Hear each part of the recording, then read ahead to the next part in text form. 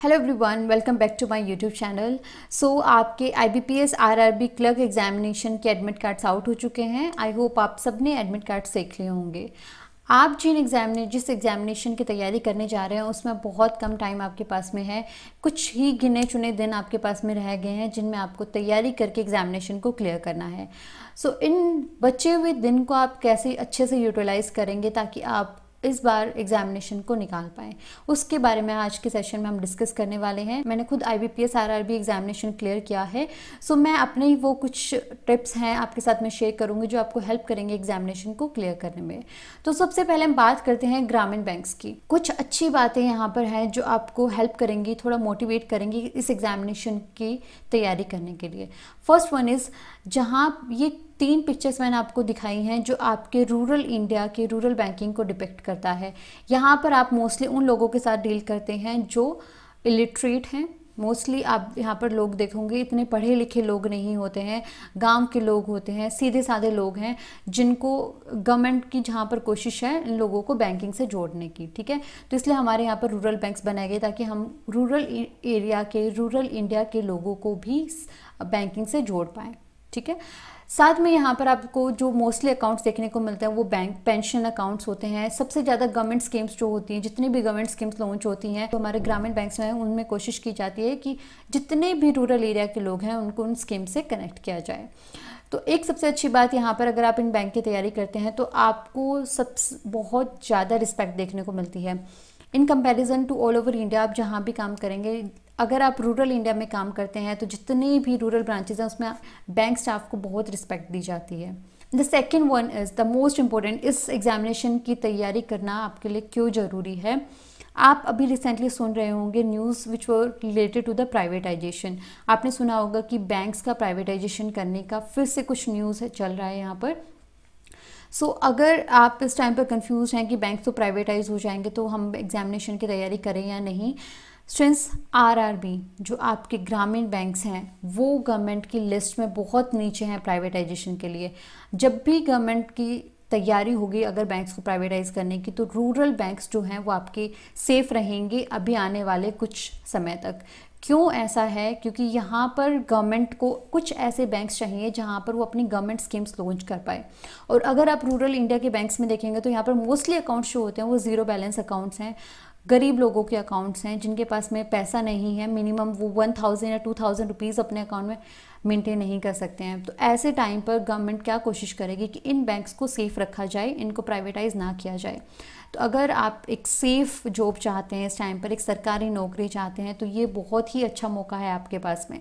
ठीक है, go ahead for this examination and prepare well. बहुत कम टाइम आया आपके पास में। मैं लास्ट के इन 10 दिनों के लिए आपसे डिस्कस करने वाली हूँ कि लास्ट के 10 दिन को आपको कैसे यूटिलाइज करना है। आई नो आप इस टाइम पर जैसे आपका एडमिट कार्ड आया है आप सब लोग नर्वस हो गए हैं, कंफ्यूज हैं और सोच रहे हैं कि इतने कम टाइम में अब आप कैसे इस एग्जामिनेशन को निकालेंगे।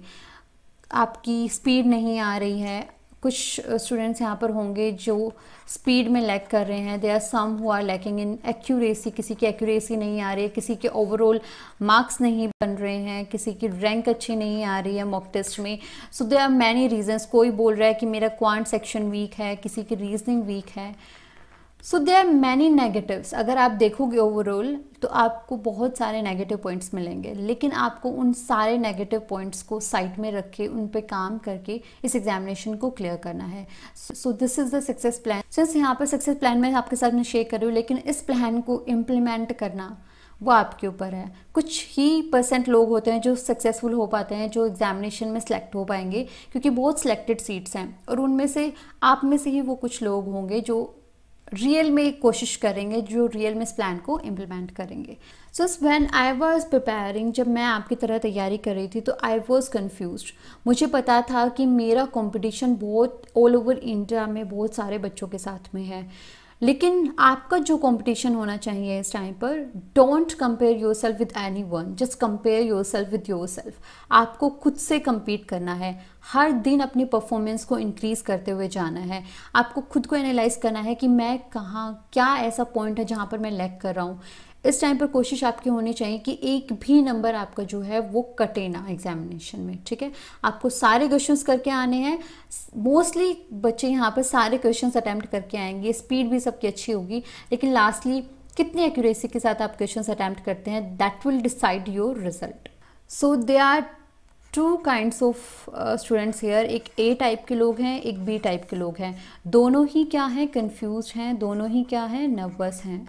लेकिन आप वो कंफ्यूजन, उस नर्वसनेस को एक तरफ रख के, एक स्टूडेंट जो ए है वो इन सारे चीज़ों को भी एक साइड में रखकर अपनी जो परफॉर्मेंस है उस पर इन चीज़ों का कोई इफ़ेक्ट नहीं होने देगा। उसको पता है कि पैनिक सब कर रहे हैं, सभी कंफ्यूज हैं, सभी नर्वस हैं, लेकिन मैं इसको अपनी स्ट्रेंथ बनाऊंगा, मैं इसको अपनी वीकनेस नहीं बनाऊंगा, अपनी परफॉर्मेंस को इसको इम्पैक्ट नहीं होने दूंगा, ठीक। इसकी वजह से अपनी परफॉर्मेंस को इम्पैक्ट नहीं होने दूंगा। वही दूसरी तरफ है एक बी टाइप का स्टूडेंट्स जो डेली खुद को दूसरे स्टूडेंट्स के साथ में कंपेयर कर रहा है, जो सोच रहा है कि यार मेरा एग्जामिनेशन कैसे क्लियर होगा, मेरे तो अभी मार्क्स ही अच्छे नहीं आ रहे हैं।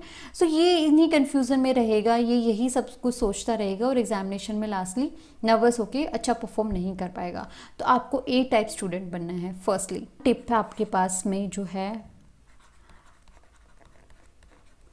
पैनिक नहीं करना है, खुद की परफॉर्मेंस को एनालाइज करिए, खुद के साथ में कंपटीशन रखिए कि हर दिन आपको अपना स्कोर बढ़ाते हुए जाना है, अपनी जो गलतियां हैं उनको सुधारना है।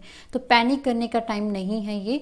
अभी जो आपको करना है लास्ट के इन 10 दिन के लिए, डोंट रीड एनी बुक, कोई भी बुक आपको नहीं पढ़नी है। बुक पढ़ने का या सिलेबस कवर करने का टाइम नहीं है स्टूडेंट्स, ये टाइम है आपका सिर्फ और सिर्फ प्रैक्टिस करने का।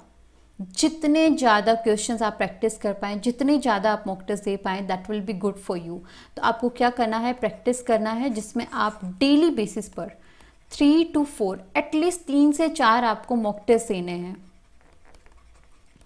एंड उन मॉक टेस्ट को आपको डीपली एनालाइज करना है कि कहाँ पर आप लैग कर रहे हैं, क्या आपकी स्पीड पे कहाँ आपको वर्क करना है, आपको स्पीड पर वर्क करना है, अपनी एक्यूरेसी को मेंटेन करना है, या फिर आपको क्वेश्चंस ही अटेम्प्ट करना नहीं है। अगर आपका कोई टॉपिक क्लियर नहीं है तो आपको उस टॉपिक को कवर करना है। So there are 3 things here. अगर आपकी स्पीड नहीं बन रही है तो आप इस टाइम पर क्या करेंगे, आपने फुल लेंथ मॉक टेस्ट लगाया, फुल लेंथ मॉक टेस्ट को अच्छे से एनालाइज किया, उसके साथ में आप क्या करेंगे, सेक्शनल मॉक टेस्ट लगाएंगे और साथ में क्या प्रैक्टिस करेंगे, क्विजेस की प्रैक्टिस करेंगे। Second thing is your accuracy. Students, आप कई बार क्या होता है कि हम ज़्यादा अटैम्प्ट करने की कोशिश में क्वेश्चंस को गलत कर देते हैं, ठीक है। तो एक्यूरेसी का मतलब है कि आपने क्वेश्चंस को अच्छे से रीड नहीं किया, आपने अच्छे से कैलकुलेशंस नहीं की हैं। तो आपको अपनी रीडिंग एंड अपनी कैलकुलेशंस पे काम करना है। अगर आपका कोई भी ऐसा टॉपिक है, मान लीजिए आपका क्वांट में ही कोई ऐसा लाइक टाइम एंड वर्क के क्वेश्चंस आ रहे हैं, आप नहीं अटैम्प्ट कर पा रहे हैं, तो आपको उस टॉपिक को कवर करना है पहले, ठीक है। तो ये 3 चीज़ें हैं जो आपको आने वाले 10 दिन में ध्यान में रखनी है। आपके लिए आपकी speed, accuracy and the knowledge of the topic is important. The third one is, देखो स्टूडेंट्स, आपको स्पीड मेंटेन करनी है। स्पीड कैसे आएगी, जब आप क्वेश्चंस को ट्रिक्स से करेंगे या फिर विदाउट पेन एंड पेपर करेंगे। पेन एंड पेपर का यूज़ किए बिना आप क्वेश्चंस को अटैम्प्ट कर सकते हैं। आने वाले नेक्स्ट सेशन में मैं आपके साथ में डिस्कस भी करूंगी कि आपको एक मॉक टेस्ट को कैसे अटैम्प्ट करना है, ठीक है। सो पेन एंड पेपर के बिना आप ओरली क्वेश्चंस को करने की कोशिश करेंगे, माइंड में ही आपको क्वेश्चन को सोल्व करना है। कुछ ना कुछ एक्स्ट्रा करोगे ना, तभी आगे बढ़ पाओगे बाकी लोगों से, तभी बाकी लोगों को पीछे छोड़ पाओगे।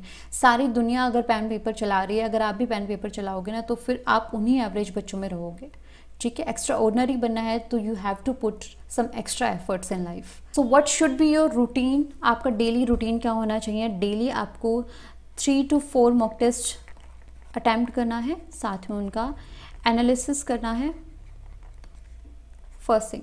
Second one is you will practice quizzes practice करेंगे। एंड एग्जामिनेशन में जाने से पहले लास्ट कम से कम 2 years के जो जितने भी आपके पेपर्स हैं, जितने भी IBPS क्लर्क के पेपर हुए हैं पिछले 2 साल में, उन क्वेश्चन पेपर्स को देखकर जाना। इससे आपको आइडिया हो जाएगा कि किस टाइप के एग्जामिनेशन में क्वेश्चंस पूछे जाते हैं। सिंस मैंने भी एग्जामिनेशन दिया है, एग्जामिनेशन का लेवल आपके लिए बहुत ईजी आएगा। मोस्टली हर एक क्वेश्चन हर एक बच्चा कर पाएगा एग्जामिनेशन में, ऐसा होगा, लेकिन किस बच्चे की कितनी स्पीड है, कितनी एक्यूरेसी से वो क्वेश्चन अटैम्प्ट करता है, वो आपका रिजल्ट डिसाइड करेगा, ठीक है। एंड बैंकिंग में आपने देखा होगा जहाँ आपका नॉर्मलाइजेशन होता है, जितनी अच्छी आपकी एक्यूरेसी होगी उतना ही यहाँ पर चांसेस हैं कि आपको नॉर्मलाइजेशन में मार्क्स मिल जाएंगे। So all the best for these coming 10 days. सब कुछ भूल जाओ, cut down all the distractions, Instagram, Facebook, YouTube, जितनी भी चीज़ें हैं, जितने भी यूट्यूब चैनल्स हैं जो आपको डिस्ट्रैक्ट करते हैं, जितनी भी वेबसाइट्स हैं जो आपको डिस्ट्रैक्ट करती हैं, उन सबसे दूर रहो। फैमिली को बोल दो कि these are 10 days that will decide my future, और इन 10 दिन में मुझे अपना 100% देना है, अपनी 100% शिद्दत के साथ काम करना है। And students please please please don't compare your self with any one. अपनी परफॉर्मेंस को एनालाइज करो, उस पर काम करो। अगर आपको कुछ भी डाउट है you can comment down and you can watch my video, जिसमें मैंने अपना स्कोर कार्ड भी शेयर किया है IBPS क्लर्क एग्जामिनेशन के लिए। सो वो स्कोर कार्ड जो है वो भी आप यहाँ पर क्लिक करके देख सकते हैं। Thank you so much friends and have a good day.